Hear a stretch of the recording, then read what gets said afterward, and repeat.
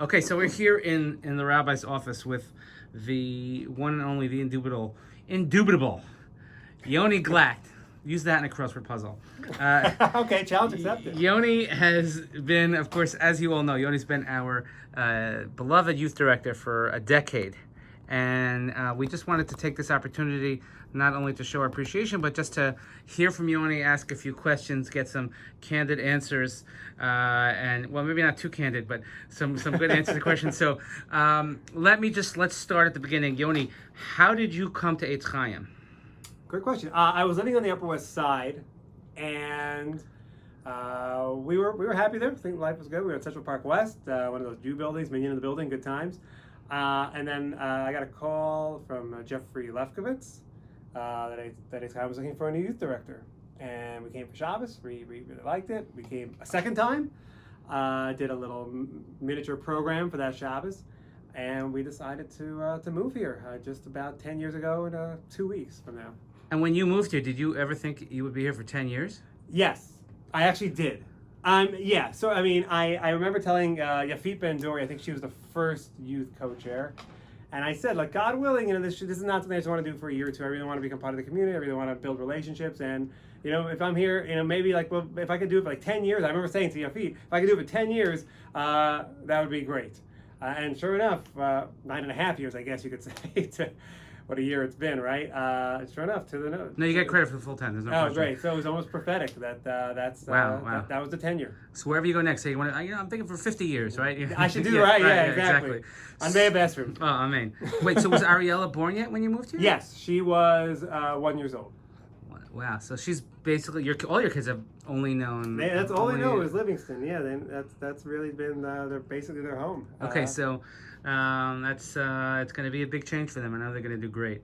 Let me ask you, if you could list, I know it's going to be a tough question to ask off. I did not prepare. We didn't prepare for this in advance because no, I wanted to be as candid as possible. I don't know what's coming. Give me your top 3 moments, other than the birth of your 3 children. Oh, top 3 moments. Okay. Top 3 moments at Etz Chaim. Okay. Number one for sure has to be the Shalva Band Shabbos. Do you remember that? Of course. That was a really incredible special Shabbos. Now this is before the Shalva Band became like huge. I mean, also prophetic. I knew like how when we got them not so expensive and we were able to book them, and like I'm like, how is they not the biggest thing out of Israel, which they kind of did become, at least. We made them famous. Exactly. It was our show. Obviously. What an amazing Shabbos. What a great concert. I got to have some of them for a meal, which was definitely such a highlight. We had a few other people there from the community. That was definitely number one. Similarly, I guess I have a soft spot for this sort of thing. The first time we were able to get Yachad to come, and there was that was a huge hurdle for a lot of reasons. There was some blowback. There was some concerns. Could we do it? We hadn't done it. It was done other places in the community. We're taking away from that, and whatever it was. And was there enough housing? We wanted to have 100 people. And we made it happen. It was really, we used every bed.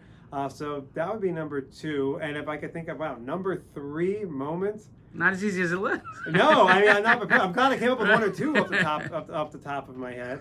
I'm sure there's like a bar mitzvah or simcha. I guess the bar mitzvah boys I've taught over the years have had bar mitzvahs. How many do you estimate that you've taught? Oh, I can't count. I don't know. Well, Etz Chaim members probably only like 6 or 7, but like other boys in different shuls. So like definitely like Nathaniel Halpern's bar mitzvah was a great moment. I know he worked really hard, and I was really super proud of him. Jack. Great parsha he has also. By you guys. Yep, Jack's bar mitzvah, I know he worked really hard, and working with Shane Citronbaum now has been really great. I feel like I'm missing some other boys, and I feel so bad if I, it's off the top of my head, but I think that's also been really... I promise this was not rehearsed. No, I don't know. I'm just someone who's like, oh, he didn't mention that boy. Or the Shragas, who were here very briefly, were working with their son on the tougher part of his parsha. That was very rewarding to see him pull that off. So I've really enjoyed the educational part of the job, most of us. So, my classes too. And I think certainly if we're going to look back at your tenure, aside from really handling the needs of all of our kids over the years, really in such great fashion, I think one of the greatest successes, especially, and you often said, and you served sort of as a role model or a consultant for other shuls, but the ability to have teen minyan Yeah. for so long for a shul our size, I think is something of remarkable success. I was actually in a meeting this morning, and that came up as one of the great positives of our shul. I was meeting with people outside of our shul, and they said, "Oh, look at how well the teen minyan worked there." So I think that's something you should That's right. I really, didn't know really, that. That's you should great. really be proud of that. And I think that there are many young men and women also, I would include girls who went to that also, but who really know how to daven because of you, and I think that's great. So when did you start the teen minyan? Almost right away. Technically, I guess you could almost say like that Rosh Hashanah, we had like a teen Ashkama thing going, which we kind of kept going. It was like a 7:30 minyan, but definitely within the first month or two. I mean, it's going back 10 years. I'm trying to think. We started teen minyan right off the bat, and we had a decent number of teens at that point. There was definitely interest.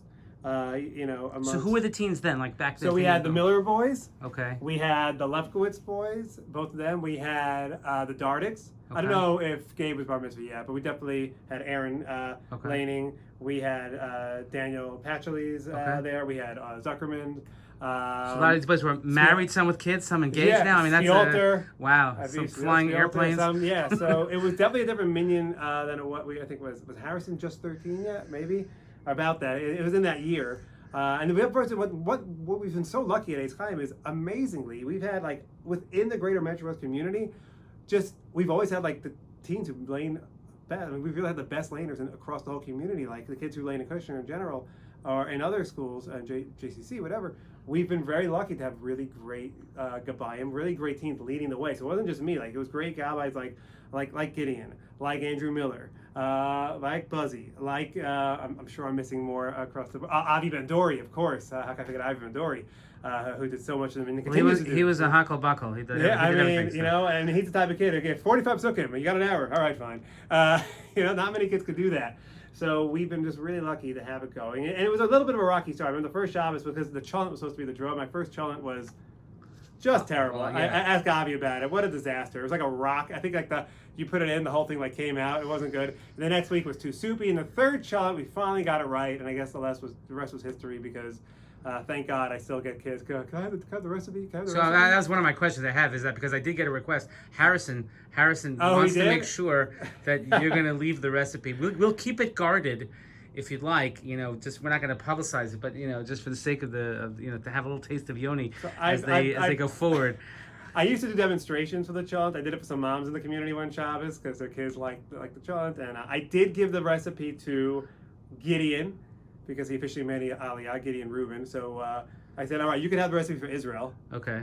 And then I caved because Austin was trying to do it, Austin Altman, and I gave it to him. But apparently he hasn't had success with it. He's like, what am I doing wrong? I'm like, I don't know.